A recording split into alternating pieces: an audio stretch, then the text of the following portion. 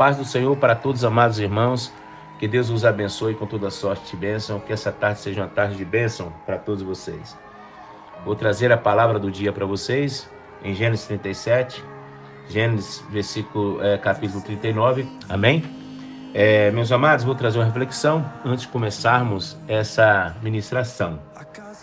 Vou trazer uma reflexão aqui para vocês. Em tempos bem antigos, um rei colocou uma pedra enorme no meio de uma estrada. Se escondeu e ficou observando para ver se alguém tiraria a imensa pedra que ele colocou no meio do caminho. Alguns mercadores e homens muito ricos do reino passaram por ali e simplesmente deram a volta pela pedra. Alguns até esbravejaram contra o rei, dizendo que ele não mantinha as estradas limpas, mas nenhum deles tentou sequer mover a pedra. De repente, passa um camponês com uma boa carga de vegetais. Ao se aproximar da imensa rocha, ele pôs-se ao lado sua carga e tentou remover a rocha. Após muita força e suor, ele finalmente conseguiu mover a pedra para o lado da estrada. Ele, então, voltou a pegar a sua carga de vegetais, mas notou que havia uma bolsa no local onde estava a pedra. A bolsa continha muitas moedas de ouro e uma nota escrita pelo rei que dizia que o ouro era para a pessoa que tivesse removido a pedra do caminho. O camponês aprendeu o que muito de nós nunca entendeu. Todo obstáculo contém oportunidades para melhorarmos nossas condições. O que eu quero dizer para vocês, por trás de todo o processo, tem um plano de Deus. Por trás de toda perda, tem um processo de Deus. Por trás de toda decepção, tem um plano de Deus. E não foi diferente na vida de José. Vamos ler aqui, em Gênesis capítulo 37, que diz assim: E Jacó habitava na terra das peregrinações de seu pai, na terra de Canaã. Essas são as gerações de Jacó, sendo José de 16 anos, apacentava as ovelhas de seu pai.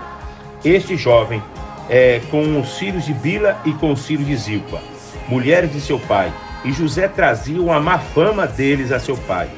E Israel amava José mais do que todos os seus filhos, porque era o filho da sua velhice. Fez-lhe uma túnica de várias cores. Vendo, pois, seus irmãos que o pai o amava mais do que todos os seus irmãos, aborreceram-no e não podia falar com ele pacificamente. Sonhou também um sonho que contou a seus irmãos, por isso aborreceram ainda mais. E disse-lhes: Ouve, peço-vos este sonho que tenho sonhado. Eis que estávamos atando molho no meio do campo, e eis que o meu molho se levantara e também ficara em pé, e eis que os vossos molhos rodeavam e se inclinavam ao meu molho. Então lhe disseram seus irmãos: Tu, pois, deverás reinar sobre nós? Tu deveras terás domínio sobre nós? Por isso tanto mais o aborreciam por seus sonhos e por suas palavras. E sonhou ainda outro sonho, e o contou a seus irmãos e disse: Eis que ainda sonhei um sonho, e eis que o sol e a lua e 11 estrelas se inclinaram a mim. E contando a seu pai e seus irmãos, repreendeu seu pai e disse-lhes: Que sonho é este que sonhaste? Porventura viremos eu e tua mãe e teus irmãos a inclinar-nos perante a ti em terra? Seus irmãos, pois, o invejavam, seu pai, porém, guardava este negócio no seu coração. Amém, meus irmãos? Meus irmãos, aqui está a história de José. Em Gênesis capítulo de número 37, versículo 1, começa dizendo assim: Esta é a história, das gerações de Jacó. Mas começa a história de José. O capítulo de número 37 nos revela que para Deus cumprir a promessa de Deus na vida de José, Deus tinha que tirar o Jacó de dentro de José. Deus tinha que trabalhar o caráter de José.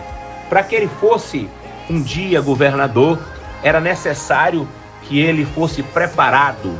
Era necessário que ele passasse pela escola do deserto, porque é no deserto que Deus nos ensina. É no deserto que, na falta, Deus traz o seu suprimento. É no deserto, quando a gente sente fome, que Deus nos alimenta. É no deserto que Deus manda a sua provisão. E José teve que passar pelo deserto para aprender. José teve que passar pelo deserto da vida para entender os planos e projetos de Deus. Meus amados irmãos, aqui em Gênesis capítulo 37, versículo número 3, diz assim: Israel amava José mais do que todos os seus filhos, porque era filho da sua velhice, e fez-lhe uma túnica de várias cores. Essa túnica de várias cores era a túnica que representava, a liderança de José sobre os seus irmãos. Então os seus irmãos o odiavam cada vez mais. Os seus irmãos perseguiam cada vez mais. Meus irmãos, quando a gente tem um sonho, meus irmãos, quando a gente tem um plano, meus irmãos, quando a gente tem um projeto, as pessoas vão se levantar para tentar calar a nossa voz. As pessoas vão tentar se levantar para tentar nos matar. Mas eu quero dizer algo para você: quem tem um sonho não morre antes que se cumpra. Quem tem um sonho e projeto não morre antes que se realiza o projeto e o sonho de Deus na nossa vida.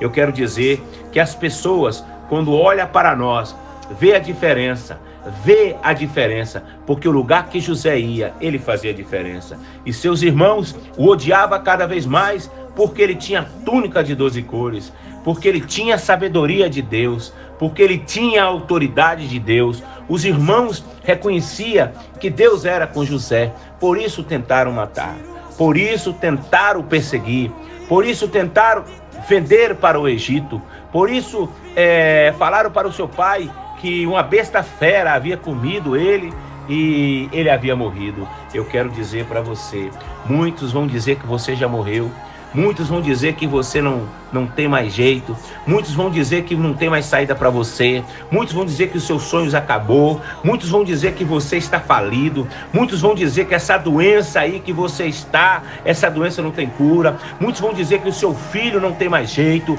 muitos vão dizer que as drogas vão destruir a tua casa, mas eu quero dizer que é mentira do diabo, eu quero dizer que é mentira do inimigo, porque os planos de Deus na sua vida, todos eles vão se realizar. Os inimigos vão tentar te amedrontar, dizendo as mentiras e os enganos. Meus irmãos, os irmãos de José odiavam ele cada vez mais. Sabe por quê? Porque ele era o filho da promessa, porque ele era o herdeiro da promessa. Eu vim profetizar para você hoje: você é o herdeiro da promessa, você é a herdeira da promessa, você tem a promessa de Deus. Você prosperará. O lugar que você colocar a planta dos seus pés, você será bem sucedido. O lugar que você for, a graça de Deus vai te acompanhar. O lugar que você for, os planos e projetos de Deus se realizará. Porque o lugar que José, a bênção de Deus era com José, a bênção de Deus era com ele. Os irmãos de José então jogam ele numa cova. Joga ele numa cova pensando que jogando ele numa cova, os sonhos dele iam acabar. Mas ali ele gritou, ali ele pediu socorro, ali ele pediu misericórdia a Deus. Eu quero dizer para você, nessa tarde, mesmo que você esteja dentro de uma cova, mesmo que você esteja num lugar escuro, que você não vê saída, que você não vê a luz no fundo do túnel, eu quero dizer para você, Deus vai mandar anjos para te tirar daí. Deus vai mandar anjo para quebrar os ferrolhos. Deus vai mandar anjo para despedaçar todas as armadilhas, despedaçar todas as ferramentas que o inimigo se levantou contra você. Deus vai mandar anjos para pelejar a seu favor, para dissipar todo o mal, para desfazer todas as amarras do inimigo, para desamarrar todas as amarras do inimigo. Deus vai quebrar todos os ferrolhos, Deus vai quebrar todas as cadeias e vai te libertar. Porque você nasceu para vencer. E ali os irmãos irmão José, o mais velho Rubens, fala para os irmãos: não vamos deixá-lo morrer aí nessa cisterna. Vamos tirar ele daqui e vamos vender para o Egito. Os irmãos de José, tira ele daquela cova e vende ele para o Egito. Pega a capa, a de 12 cores que o pai deu para ele, a túnica de 12 cores que o pai deu para ele, e diz para o pai: uma besta fera o comeu. Eu quero dizer para você, Deus está por trás de todos os planos. Deus está por trás de todos os planos. E passando ali, uma carruagem de ismaelitas e vende eles. Mas eu quero dizer para você, mesmo naquela viagem que José viajou para o Egito, ele não estava só. Deus estava com ele naquela carruagem. Deus estava com ele ali naquele momento. Deus, ele não estava só. Deus estava com ele. Deus não deixou ele só. Deus estava com ele na cisterna. Deus estava com ele naquela carruagem. Deus estava com ele na casa de Potifar. Deus estava com ele na prisão. Porque Deus jamais abandona os seus. Meus irmãos, os irmãos de José venderam ele pelas moedas de prata. As mesmas moedas que Judas vendeu o mestre, José também foi vendido. E podemos ver também aqui agora o plano do inimigo contra a vida de José. O inimigo sempre tentou parar José, sempre tentou destruir os sonhos de José, mas Deus estava por trás de todas as coisas. Em Gênesis capítulo 39, versículo de número 2, diz assim: mas o Senhor Jeová era com José, e ele tornou-se próspero, e estava na casa de seu próprio senhor, o egípcio. A casa do seu senhor prosperou, em tudo que José fazia, prosperava. A prosperidade produzida nas mãos de José despertou em Potifar a curiosidade de saber de onde vinha essa prosperidade. E Potifar ouviu da própria boca de José. O próprio José disse para ele, né, de onde vinha essa sabedoria. Em Gênesis 39:3 diz assim: e viu o seu senhor que o Senhor Jeová era com ele, e que fazia prosperar em sua mão tudo o que ele fazia. A santidade de José denunciou e condenou a infidelidade da mulher de Potifar. Meus irmãos, e ali na casa de Potifar, José foi tentado mais uma vez. Na casa de Potifar, José foi tentado mais uma vez. A mulher de Potifar se levanta contra José, seduzindo José, mas José foi fiel a Deus, mesmo ali na casa de Potifar. Ele foi fiel a Deus, ele não se corrompeu, ele foi fiel a Deus. Quer dizer que aquela mulher de Potifar imputou um crime contra José, mas José, ele permaneceu fiel a Deus. E ali na casa de Potifar, meus irmãos, a mulher de Potifar tenta seduzir José, mas José permanece firme na fidelidade de Deus. Mesmo ela acusando José de ter tentado assediar ela, José preferiu fugir, deixar a túnica na mão dela, do que ele desonrar a Deus. Meus irmãos, muitas das vezes nós temos que fugir. Temos que fugir de quê? Fugir do pecado. O pecado está na nossa porta, batendo na nossa porta. E muitas das vezes cedemos o pecado. E quando o pecado entra, ele faz um estrago grande. Mas José preferiu ser fiel a Deus. Preferiu continuar sendo fiel a Deus. E Deus honrou José. Deus honrou José pela sua fidelidade. Em Gênesis 39:7 diz assim: e aconteceu, depois dessas coisas, que a mulher do seu senhor fixou-se os olhos em José e lhe disse: deita-te comigo. José, antes de temer ao homem, José temia a Deus. José preferiu ficar íntegro, fiel a Deus, do que ter se deitado com aquela mulher. Em Gênesis 39:8, mas ele se negou e disse à mulher do seu senhor: eis que o meu senhor não pede contas do que está comigo na sua casa, e em minha mão entrega tudo o que tem. José servia a Deus antes de servir a Potifar. Eu quero dizer para vocês, Deus conhece a gente no escondido e no secreto. Não tinha testemunha nenhuma ali na casa de Potifar. Não tinha nenhuma testemunha ali para ver o que aconteceu.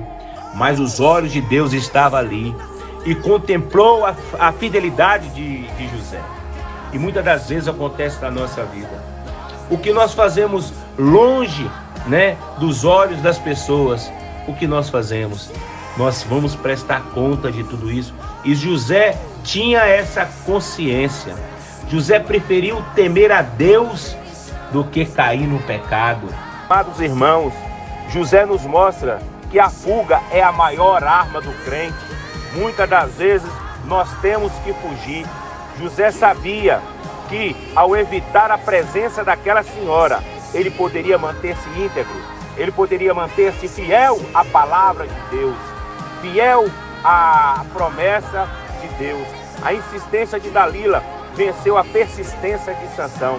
E Sansão acabou-se sendo ridicularizado como um palhaço. E todos estavam zombando do Deus de Sansão. Enquanto Sansão estava ali servindo de palhaço, o Espírito Santo de Deus já não estava mais com ele. Ele perdeu todas as forças, porque cedeu-se ao pecado, cedeu-se às investidas do inimigo. De tanto Dalila insistir com Sansão, ele acabou cedendo ao pecado. E o diabo assim, ele vem, ele insiste, ele não para de insistir. Amados, podemos ver aqui em Gênesis 39, 10, e como ela insistisse com ele dia após dia. E José não somente negava deitar-se com ela, como também estar com ela. Meus irmãos, é muito importante nós afastarmos de tudo aquilo que é mal. É sempre bom para a nossa vida afastar do mal. Quando obedecemos a palavra de Deus, firme na fidelidade a Ele, Ele nos ajuda a resistir todas as tentações do inimigo. A palavra de Deus nos diz que o inimigo é enganador. Nós não podemos, de modo algum, deixar de ser atraído por ele. O nosso adversário está em todo lugar e estamos sujeitos a ser tentados por ele a qualquer momento. No entanto, devemos sempre estar preparados para não cair nas armadilhas do mal. Contudo, devemos fugir de toda a aparência do inimigo. Qualquer coisa que esteja relacionada ao pecado é tudo obra do maligno. Quem ama a Deus verdadeiramente foge do mal. Está escrito aqui, meus amados, em Mateus 26, 41. Vigie e ore para que não caia em tentação. O espírito está pronto, mas a carne está fraca. Jesus também diz aqui em Lucas 22, 46. Por que estão dormindo? Perguntou-lhes. Levantam-se e oram para que vocês não caiam em tentação. É muito importante estar orando. É muito importante estar vigiando para que nós não vacilamos os nossos pés e caímos diante do pecado. É muito importante. Em 1 Tessalonicenses, capítulo 5, 22, afastam-se de toda forma do mal. Em 2 Timóteo também diz, 2:22, fuja dos desejos malignos da juventude e siga a justiça, a fé, o amor e a paz com aqueles que, de coração puro, invocam ao Senhor. E nunca esqueça, em Tiago 4:7, portanto, submetam-se a Deus, resistam ao diabo e ele fugirá de vocês. Meus irmãos, temos que resistir o diabo, que ele vai fugir de nós. A graça era o cartão de visita de José. Sem a graça, José jamais teria chegado aonde chegou. A graça era a moeda com qual José negociava todas as suas conquistas. A graça era a prova da presença contínua de Deus na vida de José. Vamos ver em Gênesis 39, versículo 4. E José achou graça a seus olhos e o servia, pelo que o fez mordomo da sua casa, encomendando na sua mão os cuidados de sua casa e tudo o que nela havia. A bênção acompanhava José. Deus jamais nos coloca nos palácios sem termos sido treinados nas casas. O palácio de Faraó era apenas um prêmio para a sua fidelidade em casa de seu senhor Potifar. Gênesis 39, 5. E aconteceu que foi designado administrador de sua casa e de seus bens. E o Senhor Jeová abençoou a casa do egípcio por amor de José. E a bênção do Senhor estendia-se sobre tudo o que o egípcio tinha em casa e no campo. Meus amados irmãos, Deus então começa a cumprir as promessas e os planos que tinha prometido a José. Deus começa a fazer o sobrenatural e o impossível e o extraordinário de Deus começa a acontecer na vida de José. O copeiro do rei, aquele mesmo que José revelou o sonho para ele dentro daquela prisão, o mesmo copeiro que está escrito em Gênesis 40, versículo de número 23, o copeiro mor, porém, não se lembrou de José, antes se esqueceu dele. Eu quero dizer para vocês, meus irmãos, que muitas das vezes os planos de Deus não acontecem no nosso tempo, mas é no tempo de Deus. Foi necessário passar 2 anos para que o copeiro mor lembrasse que José tinha um dom de interpretação. Faraó teve um sonho, então José foi diante de Faraó, onde José revelou o sonho de Faraó. E ali Deus começou a cumprir na vida de José aquilo que ele havia revelado para ele em sonho. Todos os sonhos de José foram realizados. Os irmãos de José, depois de uma grande fome no mundo, foi até o Egito. E chegando no Egito, quem era o governador? Era José. Onde está escrito em Gênesis 42, versículos 6 e 9.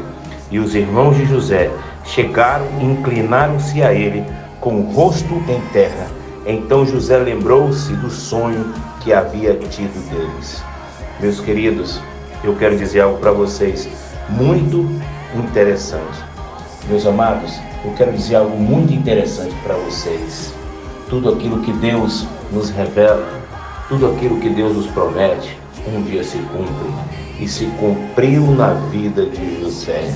Meus queridos, todos aqueles, o copeiro que esqueceu de José, os irmãos que venderam ele para o Egito, a mulher de Potifar que caluniou e levantou-se contra José.